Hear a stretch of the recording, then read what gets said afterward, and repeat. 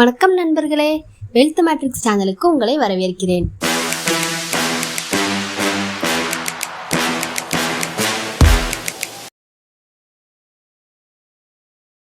Share market and mutual fund இன்வெஸ்ட்மெண்ட்டை பற்றி கேள்விப்பட்டாலே நமக்கு முதல்ல ஞாபகம் வர்றது அதில் ரிஸ்க் இருக்கு அப்படின்னு தான். நம்ம ஒரு ஃபினான்சியல் அட்வைசர்கிட்ட பேசினாலோ அல்லது மியூச்சுவல் ஃபண்ட்ஸ் பற்றி டீட்டெயில்ஸ் தேடினாலோ நமக்கு கிடைக்கிற பதில் share market return is not guaranteed. இது மட்டும் இல்லாமல் கூடவே ஒரு டிஸ்க்ளைமரும் பார்த்துருப்போம். Investments in securities market R subject to market risk அப்படின்னு. அஸ் அ பிகினராக இந்த டிஸ்க்ளைமரை பார்த்ததும் நமக்கு ஒரு பயமும் தயக்கமும் வரும்.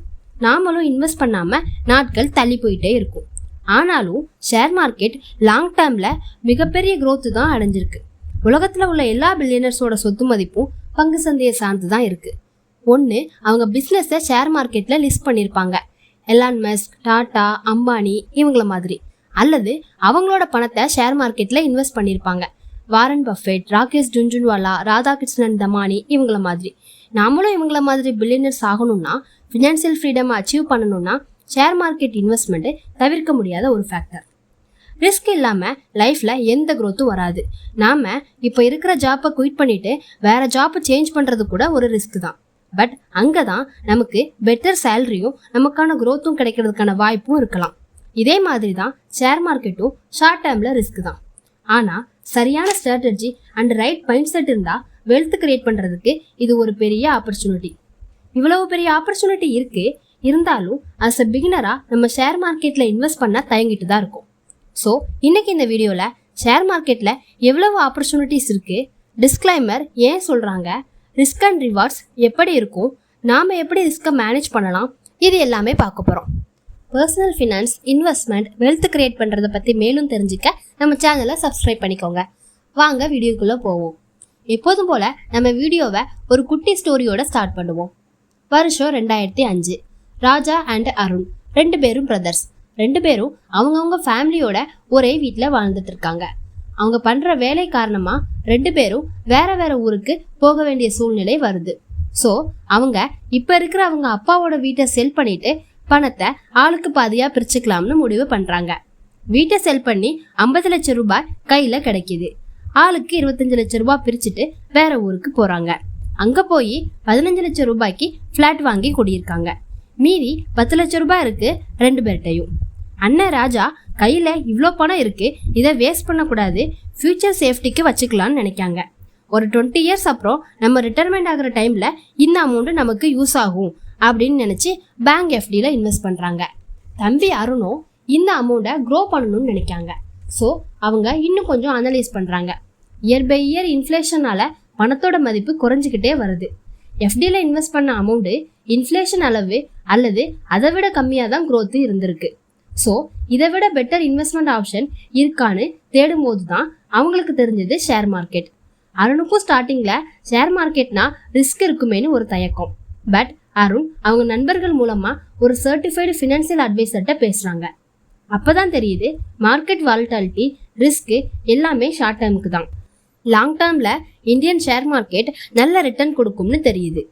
அருண் யோசிக்காங்க, எப்படியும் தற்போதைய தேவைக்கு இந்த பணம் வேண்டாம், நாம் 20 இயர்ஸ் அப்புறம் தான் இந்த பணத்தை யூஸ் பண்ண போகிறோம்.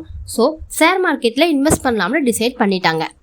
அருண் ஒரு பிகினருங்கிறதுனால டைரெக்டாக ஸ்டாக்கில் இன்வெஸ்ட் பண்ணாமல் மியூச்சுவல் ஃபண்ட் மூலமாக இண்டெக்ஸில், அதாவது நிஃப்டி 50 இண்டெக்ஸ் ஃபண்டில் இன்வெஸ்ட் பண்ணிட்டாங்க.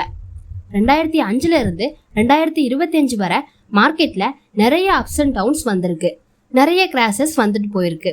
ஸ்டில் அவங்க ஆப்ஜெக்டிவில் ஃபோக்கஸ்டாக இருந்து இன்வெஸ்ட்மெண்ட்டை இடையில எடுக்கவே இல்லை. 20 இயர்ஸ் அப்புறம் 2 பேரும் அவங்க இன்வெஸ்ட்மெண்ட் மெச்சூர்டு டைமில் டிஸ்கஸ் பண்ணுறாங்க. மார்ச் 2005 மார்ச் 2025 வரை உள்ள டைம் பீரியடில் ஆவரேஜ் எஃப்டி ரிட்டர்ன் 7% ஆகவும் ஆவரேஜ் நிஃப்டி 50 இண்டெக்ஸ் ரிட்டர்ன் 12.5% ஆகவும் இருந்திருக்கு. ஸோ ராஜாவுக்கு அவங்க பண்ண 10 lakh இன்வெஸ்ட்மெண்ட் 38.7 lakhs க்ரோ ஆகியிருக்கு. அருணுக்கு 1.05 crore க்ரோ ஆகியிருக்கு. சிம்பிளாக சொல்லணும்னா 20 இயர்ஸ் டைம் ஃப்ரேமில் ராஜாவுக்கு கிடைச்சது அரவுண்ட் 4 மடங்கு ரிட்டர்ன், அருணுக்கு கிடைச்சது அரவுண்ட் 10 மடங்கு ரிட்டர்ன். அருண் ஒரு லாங் டேர்ம் நோக்கத்தில் ஷார்ட் டேர்ம் ப்ரைஸ் ஃப்ளக்சுவேஷன்ஸை பார்த்து பயப்படாமல் இன்வெஸ்ட் பண்ணி 20 இயர்ஸ் வெயிட் பண்ணதால் அவங்களுக்கு கிடைச்ச ரிட்டர்ன் 10 மடங்கு.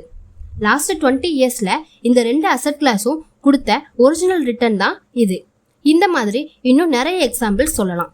இந்த ஸ்டோரியில வர அருண் மாதிரி நம்மளும் வெல்த் கிரியேட் பண்ணணும்னா இன்வெஸ்ட்மெண்ட் பத்தி டீப்பா அனலைஸ் பண்ணிட்டு இன்வெஸ்ட் பண்ணணும். ஃபர்ஸ்ட் இன்வெஸ்ட்மெண்ட்னா என்ன, எதுக்காக இன்வெஸ்ட் பண்ணணும்னு தெரியணும். எல்லாருக்கும் ஃபியூச்சர்ல ஃபினான்சியல் கோலை அச்சீவ் பண்றதுக்காக ஒரு மணி இன்ஃப்ளோ தேவைப்படும். அந்த பர்பஸ்க்காக ப்ரெசென்ட்ல நம்ம கிட்ட இருக்க மணியை ஒரு அசெட் கிளாஸ்ல அக்யூமுலேட் பண்றது தான் இன்வெஸ்ட்மெண்ட். அந்த asset class shares, land, gold, bank deposit எதுவானாலும் இருக்கலாம். எந்த இன்வெஸ்ட்மெண்ட் எந்த அசெட் கிளாஸ் சிறந்ததுன்னு பார்த்தோம்னா அது தனிப்பட்ட நபர்களின் தேவைகள், இன்வெஸ்ட்மெண்ட் பண்ற டைம் பீரியட், ரிஸ்கை ஏற்றுக்கிற தன்மை, இது எல்லாத்தையுமே பொறுத்து மாறும். நம்ம எந்த ஒரு அசெட் கிளாஸ்லையும் இன்வெஸ்ட் பண்றதுக்கு முன்னாடி 3 முக்கியமான விஷயங்களை கவனிக்கணும். அது SLR. எஸ்னா சேஃப்டி. ஒரு இன்வெஸ்ட்மெண்ட் பண்றோம்னா அந்த இன்வெஸ்ட்மெண்ட் சேஃப்டியானு செக் பண்ணணும். அந்த இன்வெஸ்ட்மெண்ட் அசெட் கிளாஸோட ரூல்ஸ் அண்ட் ரெகுலேஷனை வச்சு கவர்மெண்ட்டுக்கு கீழே இருக்கான்னு பார்க்கணும். இன் ஃபியூச்சர்ல ஏதாவது இஷ்யூனா நமக்கு தெளிவான கைட்லைன்ஸ் இருக்கான்னு பார்க்கணும். எக்ஸாம்பிளுக்கு Indian share market and mutual fund இண்டஸ்ட்ரியை இந்தியன் கவர்மெண்டோட ஃபினான்ஸ் மினிஸ்டருக்கு கீழே இருக்கிற செபிங்கிற ஆர்கனைசேஷன் தான் ரெகுலேட் பண்றாங்க. மியூச்சுவல் ஃபண்ட் இன்வெஸ்ட்மெண்ட்டுக்கு ஆம்ஃபி தெளிவான கைட்லைன்ஸ் தராங்க. நெக்ஸ்ட் எல்னா லிக்விடிட்டி. லிக்விடிட்டிங்கிறது நம்ம இன்வெஸ்ட்மெண்ட்டை எவ்வளவு ஈஸியாக கேஷாக மாற்றலாங்கிற ப்ராசஸ். நம்ம ஒரு அசெட்டில் இன்வெஸ்ட் பண்ணிட்டோம், நம்ம தேவைக்கு அந்த இன்வெஸ்ட்மெண்ட்டை ஈஸியாக எவ்வளவு சீக்கிரமாக செல் பண்ணி கேஷாக மாற்ற முடியும் அப்படின்னு தெரிஞ்சு வச்சுக்கணும். எக்ஸாம்பிளுக்கு மியூச்சுவல் ஃபண்ட் இன்வெஸ்ட்மெண்ட்டை செல் பண்ணோம்னா யூனிட் செல் ஆகி 2 ஒர்க்கிங் டேஸில் நம்ம பேங்க் அக்கௌண்ட்டுக்கு அமௌண்ட்டு வந்துடும். Next return. ஒரு இன்வெஸ்ட்மெண்ட்டோட ரிட்டர்ன் மினிமம் இன்ஃப்ளேஷனை பீட் பண்ணுற அளவு இருக்கணும். மற்ற அசெட் கிளாஸை விட பெட்டர் ரிட்டர்ன்ஸ் கொடுக்கறது extra benefit. Above 10 year time ஃப்ரேமில் இந்தியன் ஷேர் மார்க்கெட் இண்டெக்ஸ் இன்ஃப்ளேஷனையும் பீட் பண்ணியிருக்கு, மற்ற அசெட் கிளாஸை விட பெட்டர் ரிட்டர்னும் கொடுத்துருக்கு. இருந்தாலும் நம்ம ஷேர் மார்க்கெட் அண்ட் மியூச்சுவல் ஃபண்டில் இன்வெஸ்ட் பண்ண யோசிக்கிறோம். பிகாஸ் ஸ்டார்டிங்கில் சொன்ன அந்த ரிஸ்க்குங்கிற பாயிண்ட் ஆஃப் வியூவை மட்டும் வச்சு. ரிஸ்க்னா என்ன? ரிஸ்க்னா நமக்கு விரும்பத்தகாத ஒரு அன்சர்டைனிட்டி ஈவெண்ட் நடக்கிறதுக்கான வாய்ப்பு. இன்வெஸ்ட்மெண்ட் பாயிண்ட் ஆஃப் வியூவில் சொல்கிறதா இருந்தால் நாம் பண்ணுற ஒரு இன்வெஸ்ட்மெண்ட் எதிர்காலத்தில் க்ரோத் ஆகாமல் இருக்கிறது, இல்லைனா இன்வெஸ்ட்மெண்ட் கேபிட்டலே மைனஸ் ஆகுறது. பொதுவாக இன்வெஸ்ட்மெண்ட்டில், அதுவும் ஈக்விட்டி இன்வெஸ்ட்மெண்ட்டில் ரிஸ்க்கு அவாய்ட் பண்ண முடியாது, பட் மேனேஜ் பண்ணிக்கலாம். ஸ்டார்டிங்கில் சொன்ன மாதிரி investments in securities market R subject to market risk அப்படின்னு அவங்களே சொல்கிறாங்களே, அப்போ எப்படி நம்ம இன்வெஸ்ட் பண்ணுறதுன்னு நினைக்கிங்களா? இந்த டிஸ்க்ளைமர் போட முதல் காரணம் செபி. ஷேர் மார்க்கெட்டுங்கிறது ஒரு காம்ப்ளிகேட்டடான இன்வெஸ்ட்மெண்ட் அசெட். ஸோ சாதாரண ரீட்டைல் பீப்புள் இன்வெஸ்ட் பண்ணுறதுக்கு முன்னாடி இதை பற்றி அடிப்படை விஷயங்களை தெரிஞ்சுக்கணும்னு தான் டிஸ்க்ளைமர் கம்பல்சரியாக சொல்கிறாங்க. நாம் நோட் பண்ண வேண்டிய விஷயம், கவர்மெண்ட் எப்போவுமே ஷேர் மார்க்கெட்டில் இன்வெஸ்ட் பண்ணாதீங்கன்னு சொல்லவே இல்லை. ஷேர் மார்க்கெட் க்ரோத்தை யாராலையும் கேரண்டிடாக ப்ரெடிக்ட் பண்ண முடியாது. ஸோ ரீட்டைல் இன்வெஸ்டார் ஈக்விட்டி இன்வெஸ்ட்மெண்ட்டுக்குள்ளே வரதுக்கு முன்னாடி மார்க்கெட் வாலட்டிலிட்டி பற்றி தெரிஞ்சுக்கணும் அண்ட் ஒரு சர்டிஃபைடு ப்ரொஃபஷனலோட உதவியோட இன்வெஸ்ட்மெண்ட் பண்ணணும் அப்படிங்கிறது தான் இந்த டிஸ்க்ளைமரோட மீனிங். இன்வெஸ்ட்மெண்ட் டிஸ்க்ளைமரை பற்றி ஒரு எக்ஸாம்பிளோட பார்ப்போம்.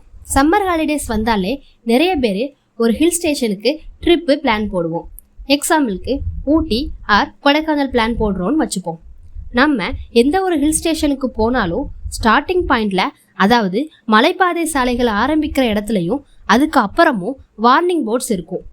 குறுகிய வளைவுகள் நிறைந்த பகுதி, கவனமாக செல்லவும், விபத்துகள் நடக்கும் பகுதி, மெதுவாக செல்லவும், இந்த மாதிரி நிறைய டேஞ்சர் போர்ட்ஸ் பார்த்துருப்போம்.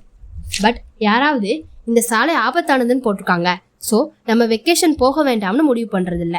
ஏன்னா நமக்கு தெரியும் நம்மளோட ஆப்ஜெக்டிவ் ஒரு ஹில் ஸ்டேஷனுக்கு போய் என்ஜாய் பண்ணுறது தான். ஸோ ஜேர்னியில் வர ரிஸ்க்கை தெரிஞ்சுக்கிட்டு அதை மேனேஜ் பண்ணுறதுக்கு நாம் ரெடி ஆகிடுவோம். இந்த ரோட்டில் ட்ரைவ் பண்ணுறதுக்கு நமக்கு எக்ஸ்பீரியன்ஸ் இருக்கா, நம்ம வெஹிக்கிளோட இன்ஜின் கண்டிஷன் நல்லா இருக்கா, பிரேக்கு நல்லா ஒர்க் ஆகுதா, இது எல்லாத்தையுமே செக் பண்ணிவிட்டு நம்ம ஜேர்னியை ஸ்டார்ட் பண்ணிடுவோம். இல்லைனா இதையெல்லாம் மேனேஜ் பண்ணி ஒர்க் பண்ணுற ஆல்ரெடி எக்ஸ்பீரியன்ஸ் ட்ராவலில் புக் பண்ணிவிட்டு கிளம்புவோம். நம்ம டெஸ்டினேஷனில் உள்ள ரிஸ்க்கை தெரிஞ்சு ப்ராசஸ் பண்ணுறதால ஜேர்னி சக்ஸஸ்ஃபுல்லாக கம்ப்ளீட் ஆகுது. இதே ப்ராசஸ் தான் ஷேர் மார்க்கெட் இன்வெஸ்ட்மெண்ட்லையும் ஃபாலோ பண்ணணும். நம்ம டெஸ்டினேஷன் ஃபினான்ஷியல் ஃப்ரீடமை அச்சீவ் பண்ணுறது. அதுக்கு நம்ம ஷேர் மார்க்கெட் இன்வெஸ்ட்மெண்ட் ஜேர்னியை சூஸ் பண்ணுறோம். இதில் ரிஸ்க் இருக்கான்னா கண்டிப்பாக இருக்குது. பட் ரிஸ்க்கு ஷார்ட் டேர்மில் தான். லாங் டேர்மில் ரிஸ்க்கு ரொம்ப கம்மி. லாங் டேர்மில் ரிஸ்க்கு கம்மிங்கிறத நம்ம பாஸ்ட் டேட்டா வச்சு தெரிஞ்சுக்கலாம். எக்ஸாம்பிளுக்கு ஒரு மியூச்சுவல் ஃபண்டை எடுத்துப்போம். HDFC flexi cap fund. இந்த ஃபண்ட் மோர் தென் 30 இயர்ஸாக மார்க்கெட்டில் இருக்குது. இந்த ஃபண்டில் இன்வெஸ்ட் பண்ணவங்களோட ரிட்டர்னை பார்ப்போம். இந்த டேட்டா மணி கண்ட்ரோல் வெப்சைட்ல இருந்து எடுத்திருக்கோம். மியூச்சுவல் ஃபண்ட்ஸோட பாஸ்ட் ரிட்டர்னை இதில் பார்த்துக்கலாம். HDFC ஃப்ளெக்ஸி கேப் ஃபண்ட் 1 இயரில் 10.08% CAGR ரிட்டர்ன் கொடுத்துருக்கு. 3 இயர்ஸில் 19.61% ரிட்டர்ன் கொடுத்துருக்கு. 5 இயர்ஸில் 30.33% ரிட்டர்ன் கொடுத்துருக்கு. பட் ஷார்ட் டேர்மில் லாஸ்ட் 1 வீக்கில் பார்த்தா 0.33% நெகட்டிவ் ரிட்டர்ன் கொடுத்துருக்கு. 3 மந்த்தில் 0.7% நெகட்டிவ் ரிட்டர்ன் கொடுத்துருக்கு. 6 மந்த்தில் 5.21% நெகட்டிவ் ரிட்டர்ன் கொடுத்துருக்கு. இது 11th April 2025 அன்னைக்கு எடுத்த டேட்டா. ஷார்ட் டேர்மில், அதாவது வித்தின் 1 இயர் 2 இயர் டைம் ஃப்ரேமில் ஃப்ளக்சுவேஷன்ஸ் ரொம்ப அதிகமாக இருக்குது. ஈவன் நெகட்டிவ் ரிட்டர்ன் கூட இருக்குது. பட் ஓவரால் பீரியடில் அபவ் 5 இயர்ஸ் பார்த்தா இன்வெஸ்டர்ஸ் மணி எந்த அளவு க்ரோ ஆகியிருக்குன்னு தெரியுது. உங்களுக்கு புரியணும்னு இந்த ஃபண்டோட பெர்ஃபார்மன்ஸை எக்ஸாம்பிளுக்கு சொல்லியிருக்கோம். ஷார்ட் டேர்மில் ஈக்விட்டி இன்வெஸ்ட்மெண்ட் அதிகமாக ஃப்ளக்சுவேஷன்ஸ் இருக்கும். பட் டைம் டூரேஷன் அதிகமாக ரிஸ்க்கு கம்மியாகிட்டே இருக்கும். இதை இந்த டயக்ராமை வச்சு நம்ம அண்டர்ஸ்டாண்ட் பண்ணிக்கலாம். இயர்ஸ் கூட ரிஸ்க் பார்த்தீங்கன்னா கம்மியாகிட்டே இருக்குது. அதுவே ரிட்டர்ன் பார்த்தீங்கன்னா அதிகமாகிட்டே இருக்குது. ஓகே, இப்போ நம்ம டிஸ்க்ளைமர் ஏன் சொல்கிறாங்க, ஷேர் மார்க்கெட்டில் எந்த அளவு ரிஸ்க் இருக்குது, எந்த அளவு ரிட்டர்ன் கிடைக்க வாய்ப்பு இருக்குது எல்லாமே பார்த்துட்டோம். நம்மளும் அந்த அளவு ரிட்டர்ன் ஜென்ரேட் பண்ணணும்னா ஷேர் மார்க்கெட்டில் நிறைய பேர் பண்ணுற ஒரு 5 காமன் மிஸ்டேக்கை பண்ணாமல் இருக்கணும். ஃபர்ஸ்ட் ஒன், எக்ஸ்பெக்ட் குயிக் மணி. நம்ம இன்வெஸ்ட்மெண்ட் பண்ணிட்டா அது வளர்கிறதுக்கு டைம் கொடுக்கணும். விதை போட்ட உடனே எந்த செடியும் வளர்ந்து பூ பழம்லாம் கொடுக்காது. அதுக்கு டைம் எடுக்கும். அதே மாதிரி தான் இன்வெஸ்ட்மெண்ட்டும் வெல்த் கிரியேட் ஆகிறதுக்கு டைம் ஆகும். Second one, poor diversification. இன்வெஸ்ட்மெண்ட்டை டைவர்சிஃபை பண்ணணும். ஒரே ஒரு ஸ்டாக்ல, ஒரே ஒரு மியூச்சுவல் ஃபண்டில் அப்படின்னு இன்வெஸ்ட் பண்ணக்கூடாது. நம்மளோட ஃபினான்ஷியல் கோலுக்கு தகுந்த மாதிரி நிறைய ஸ்டாக்ஸு, நிறைய மியூச்சுவல் ஃபண்ட்ஸு, நிறைய அசெட் கிளாஸ்ன்னு பிரித்து இன்வெஸ்ட் பண்ணணும். Third one, emotional investment. எமோஷ்னலை இன்வெஸ்ட்மெண்ட் கூட கனெக்ட் பண்ணக்கூடாது. மார்க்கெட்டில் நெகட்டிவ் நியூஸ் வந்த உடனே செல் பண்ணுறது, நமக்கு ஒரு ஸ்டாக்கை பிடிச்சிருக்குன்னு அதே ஸ்டாக்லேயே அதிகமாக இன்வெஸ்ட் பண்ணுறது, இது எல்லாமே பண்ணக்கூடாது. Fourth one, timing the market. மார்க்கெட்டை டைமிங் பண்ணக்கூடாது. அதாவது மார்க்கெட் இவ்வளவு அப் ஆகும், இவ்வளவு டவுன் ஆகும் அப்படின்னு நம்மளே கணிச்சு அடிக்கடி வாங்கி விற்று ட்ரேடிங் மாதிரி பண்ணக்கூடாது. Fifth one, ignore the risk. Risk profile தெரியாமல் இன்வெஸ்ட் பண்ணக்கூடாது. நம்ம பண்ணுற இன்வெஸ்ட்மெண்ட்டோட ரிஸ்க் என்ன, நம்மளால் எந்த அளவு ரிஸ்க் ஏற்றுக்க முடியும், இது எல்லாத்தையுமே அனலைஸ் பண்ணிவிட்டு இன்வெஸ்ட்மெண்ட் பண்ணணும். இந்த 5 மிஸ்டேக்ஸை மட்டும் அவாய்ட் பண்ணிவிட்டு ஷேர் மார்க்கெட்டில் இன்வெஸ்ட் பண்ணிங்கன்னா சீக்கிரமே நீங்கள் ஃபினான்ஷியல் கோலை அச்சீவ் பண்ணிடலாம். லாங் டேர்மில் வெல்த்தும் கிரியேட் பண்ணிடலாம். இந்த வீடியோ உங்களுக்கு பிடிச்சிருந்துச்சுன்னா லைக் பண்ணுங்கள், உங்கள் ஃப்ரெண்ட்ஸ் அண்ட் ஃபேமிலிக்கு ஷேர் பண்ணுங்கள். ஸ்பெசிஃபிக்காக இன்வெஸ்ட்மெண்ட் பற்றி எதுவும் உங்களுக்கு தெரியணும்னா கமெண்ட் பாக்ஸில் சொல்லுங்கள். இதே மாதிரி வெல்த் கிரியேட் பண்ணுறதுக்கு யூஸ்ஃபுல்லான டிப்ஸை தெரிஞ்சுக்க நம்ம சேனலை சப்ஸ்கிரைப் பண்ணிக்கோங்க. இது அடுத்தடுத்த வீடியோஸ் போடுறதுக்கு எங்களுக்கு மோட்டிவேஷனாக இருக்கும். நன்றி.